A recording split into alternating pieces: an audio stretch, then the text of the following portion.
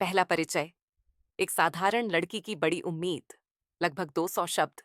ढाणी लक्ष्मण, हरियाणा। गांव में 19 वर्षीय मनीषा पढ़ाने की आई थी।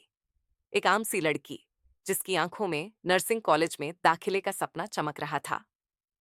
गांव की सीमांत जिंदगी से उठकर वह आगे बढ़ना चाहती थी, लेकिन आर्थिक बाधाएं उसकी राह में थीं। पिता संजय और दादा रामकिशन उसकी उम्मीदों को पूरा करने की जिद में थे। 11 अगस्त की सुबह मनीषा स्कूल वैन से निकलती है। कहती है, आज कॉलेज जाकर एडमिशन के बारे में देखती हूँ, इसीलिए देर होगी। पर शाम तक वह घर नहीं लौटती। पिता के मिस्ड कॉल का जवाब नहीं आता और बैक कॉल पर भी कोई प्रतिक्रिया नहीं। यहीं से कहानी में बदलाव आने लगता है। 2। रहस्यमयी गायब। डर और खोज दिन बीतता है, पर मनीषा का कोई सुराग नहीं मिलता। परिवार चिंता में डूब जाता है। पिता पुलिस को सूचना देते हैं, लेकिन परिवार का आरोप है कि पुलिस ने लापरवाही दिखाकर यह कह दिया कि आशा है 4 दिन में लौट आएगी। 13 अगस्त खेतों में सिंघानी गांव के पास एक शव मिलता है, जिसकी पहचान मनीषा के रूप में होती है। शरीर की हालत भयावह थी। गला कटा हुआ, चेहरा बिगड़ा हुआ। पुलिस और गांव वाले शुरू में इसे क्रूर हत्या मानते हैं। कार्टून दृश्य सुझाव। एक अंधेरे खेत, मासूम चेहरे की झलक, गांव वाले दहशत में खड़े, परिवार के आंसू। दृश्य प्रभाव से कहानी में ड्रामा आएगा। 3। उलझनों का द्वार। पोस्टमार्टम रिपोर्टें और रहस्य फैला। पोस्टमार्टम हुआ, लेकिन सटीक निष्कर्ष नहीं निकला। फिर यह शव पीजीआई रोहतक में 3 डॉक्टरों की टीम के निगरानी में दोबारा पोस्टमार्टम के लिए भेजा गया। रिपोर्ट आई, शरीर में कीटनाशक के अंश मिले। तेजधार हथियार की कोई निशान नहीं। घाव जंगली जानवरों द्वारा काटे गए लगते हैं। कोई यौन शोषण का प्रमाण नहीं मिला। कार्टून दृश्य सुझाव। डॉक्टर चौंकते स्वर में रिपोर्ट की ओर इंगित करते हुए, परिवार का चेहरा उलझन में, गांव वाले सोच में डूबे।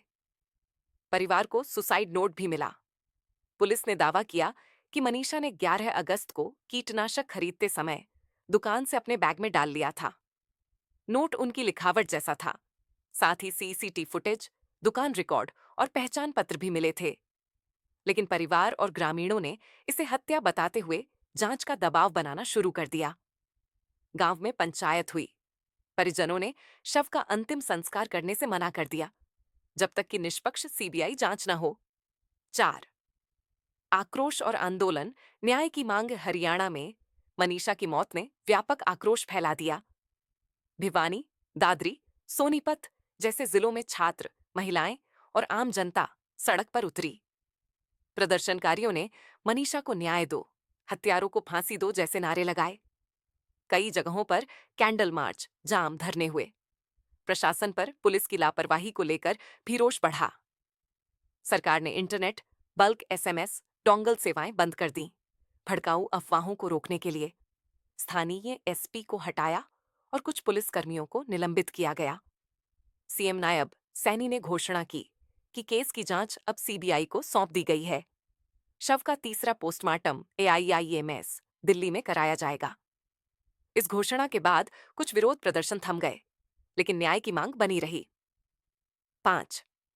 अंतिम संस्कार और भावनात्मक अंत। 9 दिन बाद, यानी अब, मनीषा का अंतिम संस्कार किया गया। उसका छोटा भाई चिता को मुखाग्नि देता है। पूरा गांव शोक में डूबा हुआ था। लोग न्याय की निवेदन करते हुए वहां एकजुट दिखे। कार्टून दृश्य सुझाव। अंतिम यात्रा। परिवार और गांव की आंखों में आंसू। एक और कैंडल की लौ, उम्मीद और न्याय की प्रतीक। चाह। निष्कर्ष, उम्मीद और सवाल। मनीषा की कहानी सिर्फ एक मौत की नहीं, बल्कि न्याय, सामाजिक विवेचना और लड़कियों की सुरक्षा की लड़ाई की कहानी है। ये बताती है कि कितनी जल्दी परिस्थितियां हत्या, आत्महत्या और शोषण की सीमा पर खुद को रख देती हैं, एंड कैसे समुदाय की आवाज, मीडिया और परिवार की संघर्ष न्याय का रास्ता बना सकते हैं। कार्टून स्टोरी के रूप में इसे और भी ज्यादा भावनात्मक, संवेदनशील और प्रभावपूर्ण बनाया जा सकता है। रंग, संवाद, भावनाएं और दृश्य सब जोड़कर